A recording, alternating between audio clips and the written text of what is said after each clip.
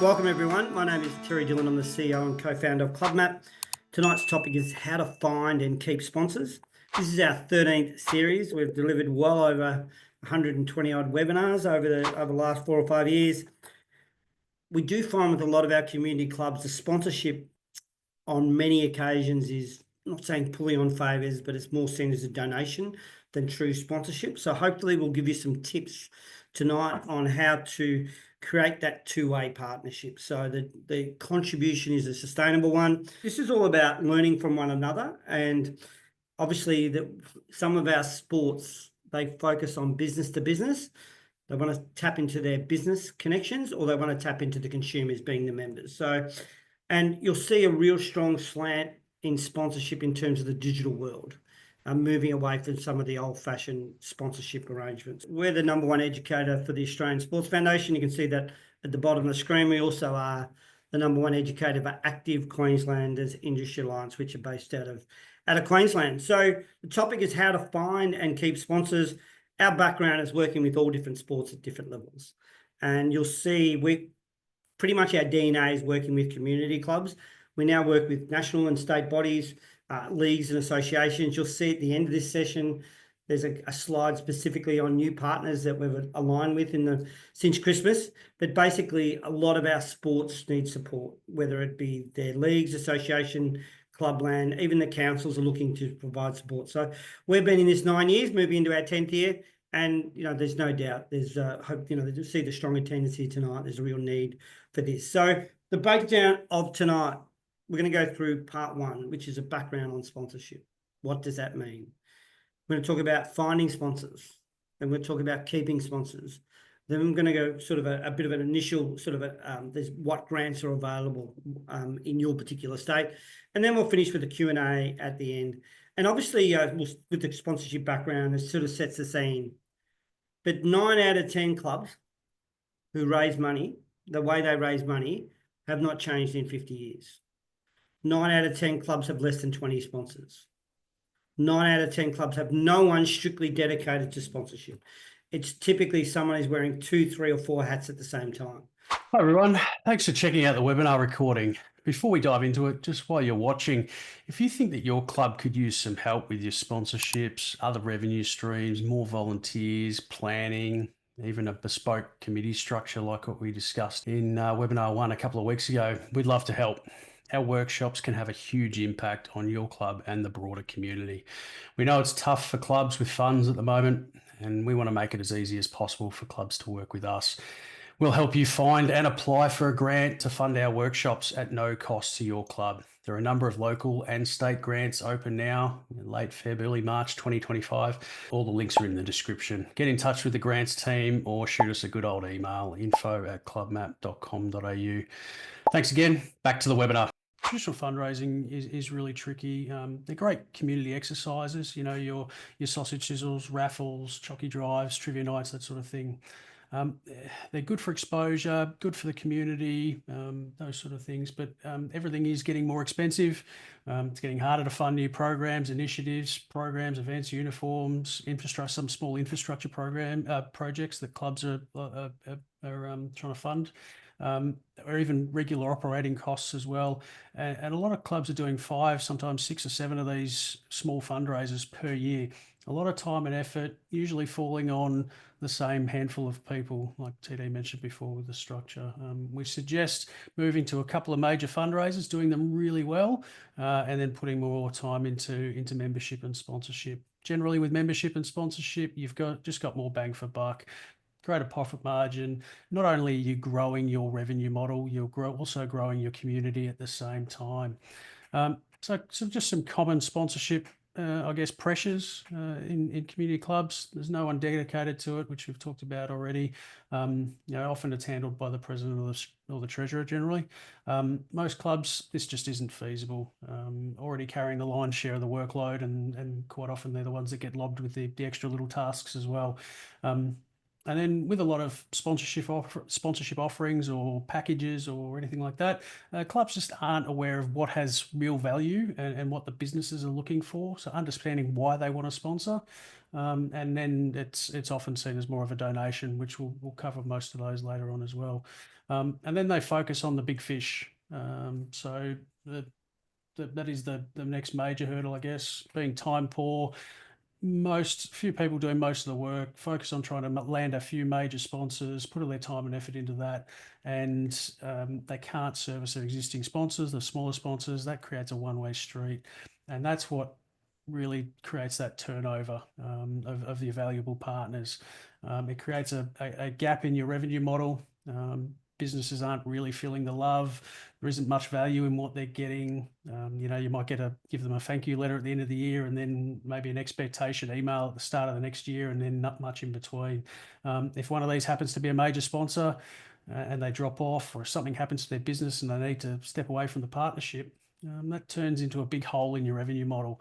I've worked with a couple of clubs recently where I sort of put it to them, would they prefer one $5,000 sponsor or 10 $500 sponsors? I know which one we'd sort of shift towards if possible, just to create that sustainable revenue model. Obviously, the major sponsors are great if you can get them, but time and effort into the little fish are important as well. So next part 2, breaking down those barriers and how to find more sponsors. So as we mentioned before a couple of times already, share the workload. TD shared the example before. Dedication to anything around your club just ensures the best chance of success. It's the same with anything around your club. If it's coaching, treasurer, looking after a revenue stream, it just gives it the best chance of success. So keep the retention rate up, make it easier to recruit new sponsors, and have time to service or look after your current sponsors as well. Today, did you want to go through the, I know we had a number of questions about how to improve the approach around sponsorship. Do you want to go through this? Yeah, we'll go through that. So it's really key to get the process right. And it's really, step one is really understanding your market. What is your reach? Your social media reach, how many are participating? That sort of determines the value of your potential market that you're targeting. Also, it's really important to have a teaser document. So a one-pager that sells your story, whether you're men, women's, boys, girls, different composition of adults, juniors, and sell your club. And we have a lot of clubs who ask for money, but they've got to bring the sponsor along for the ride as a potential partner. And step 3 is we say to clubs to sell 3 things. A lot of our clubs do the bronze, silver, platinum. I'm not completely against it, but I think there's a different way that you can go about that. We're going to touch on that in the next sort of 10 minutes or so. So here's an example of a club. So this is a small club that's got 90 participants. And normally for every participant, you've got 2 others involved, whether it's mums or dads or partners or siblings or relatives or grandparents or whatever. Could be all the above. And there's normally 2 others. So that's how you get the 270. This is a small club that had a small database of 225 people. That's the people that have come and gone through the club over the years. And again, also the social media. The social media is an area that's often underutilized. And this club has well over 1,000 people following their club. So on average, they've got around 1,500 people following their club. That's got commercial value. So when you go to talk to potential sponsors, some of our clubs have got 2,000, 3,000, 5,000 people on their social media. That's the market. People, how do we commercialize your reach? And that's why it's really important with your committee to have someone who owns social media and tags anyone and everyone in as much as you can. So that's sort of the reach is really important, and that sells the story before you then can put a proposal to them. So we talk to clubs about selling 3 things from a sponsorship point of view. I talked about business to business. Some businesses want to connect with businesses. Some businesses want to connect with your consumer base, being your participants or your supporter base. So the first one is branding. Some sponsors want brand assets. Are they jerseys or singlets or shorts or polos, your website, your newsletter, proudly sponsored by XYZ? A lot of clubs don't have a branding sponsor for their website or their social media or their newsletter. But again, I really encourage everyone to do an audit of what assets you've actually got to sell. And Jono's going to walk through those in a little bit. Again, number 2, we're not going to go into the depth. This is probably our most popular and successful revenue generator across all our business and through sporting clubs, is having a directory. You can see in that sort of that 2023 sponsorship, we probably need to update that, Jono, now, but basically a sponsorship directory in a hard format, hard copy and soft copy, like C for carpenter, E for electrician. And we find a lot of our sponsors, a lot of our clubs are missing out on $0 to $500 sponsors because they've got little to give them.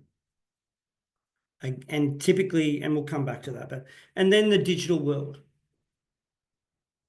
Promoting on your social media, promoting on your website, promoting, the days of fixed signage, unless you're on a strong thoroughfare, are declining. Digital promotion of your partners, whether it's inside you, if you've got club rooms, if you don't have club rooms, but using your social media, or even match day, the electronic scoreboard versus the old fixed scoreboard. So that's really the future. So here's an example of a club profile. It's a simple one-pager that tells the story of the club. Who's on, the committee, what their values are, what they've achieved on and off, what do they stand for. Again, this is the composition. We've got ABC, a mixture of all combinations of teams, from juniors to adults, to men to women, to veterans, to wherever. And again, it's really important. I'm a big believer. You should, before you ask for sponsorship money, you should be presenting this one pager to your potential sponsor before you ask for money. I'm a big believer. You ask for money, you'll get advice. You've got to bring them along. This is the story. We've got 1,500 people following our club. That reach we just talked about a minute ago. But again, painting the picture on one page, really important. Again, we haven't gone through the depth but the directory is, my local club that I'm involved in is a club with no township, and it's in Gippsland, Victoria. No township, not one business.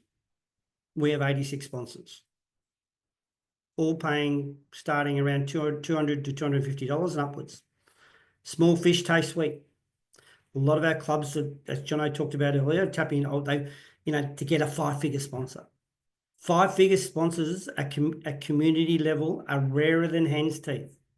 They are, and typically they might be 1 or 2 year sponsors, unless you've got a committed partner, which is usually a loyal member. They're really hard to get. So hopefully you've now got someone to drive sponsorship. You've got your story to tell. You're understanding your market, all these sort of things. Next, you want to understand what your club has to offer and what you can progress through. As TD said before, keeping your offerings simple. This is just a short checklist of what most clubs have in place. Traditional sponsorship offerings or packages. Tagging partners on social media, prominent website promotion, prominent signage. If you're on a major thoroughfare, if you've got a lot of foot traffic or something like that.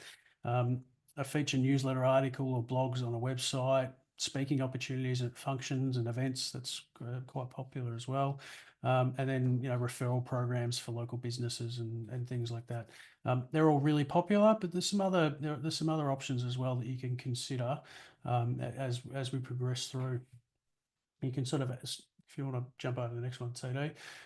Modern branding, sponsorship assets. Most people are aware of these, but if you don't have anything in place, this is a really good place to start. Logos on your apparel, on your uniforms, event activations, things like that. Corners of a BMX track or something like that. Goalposts, stumps, stuff that's around your club. Branding assets can be really, really, really popular. And you've got your modern signage. Obviously, if it's in a prominent position or if it's in a high traffic area, that can be really advantageous. So you've got sponsor boards at club rooms and events and things like that. Event activations with your teardrop banners like the Bendigo Bank one there. Digital scoreboards, obviously, we'll talk about a fair bit, and timing boards, screens around your club rooms, things like that. Where people's eyes go is a really good place to start. And then other prominent signage, event boards, things like that. can be really important. Always worth considering, if your sport or club or event or something is being live streamed or filmed, just consider where your signage is placed then as well. We've seen some live stream sport where their sponsorship banners are underneath the camera, where that's placed, that sort of thing. So have a think about where that's placed to offer that maximum exposure. And then you want to consider what potential new digital or online assets that you can add as well. TD mentioned before, prominent signage on your exposure on your website, your club newsletter. If you're steering a lot of traffic through your website, that's got real value. If you've got a newsletter that's going out to 500, 1,000 people that are connected to your club, that's got real value to a sponsor. Digital scoreboards, we'll talk about that. Promoted posts on social media, whether it's Instagram, Facebook. A lot of businesses like exposure on LinkedIn because of their market is on there as well. So have a think about that. And then obviously having a consideration around your scoreboard. If your sport or event involves scoring or timing of any sort, people's eyes go to that on game day or event day or match day. Always consider where people's eyes go, and digital scoreboards is where the value is. I know, Terry, at your club, it's probably your most popular asset, along with the business directory, is just getting exposure on game day, home goal, away goal, that sort of thing. And then so after tonight, it's worth considering with these doing a bit of an audit and considering what you've got in place at your club. What's part of your packages currently? Does it have real value? Are you maximizing the exposure for your potential partners? And then what branding assets, digital assets, online assets could you add to your club's sponsorship proposal? As TD said before, if you've got a successful sponsorship program already and you use packages or you use individual assets, we don't want to throw any of that out, but it's just about potentially adding some value wherever possible for your sponsors to help attract and retain them. Thanks for watching our webinar recording. The full cut is in the resources hub right now, along with a heap of other educational videos, tips, info pages, examples, templates on how to set up and run a successful sponsorship program at your club. There's also videos, info and templates on a range of other topics, from volunteers to committee structure, finances, governance, and some new online fundraisers and revenue streams that you can implement. It's available for everyone at your club, or just $49 for 12 months for one account. Check out hub.clubmap.com.au for more information or to buy online. And as always, we'd love to have a chat about your club and how we can help out.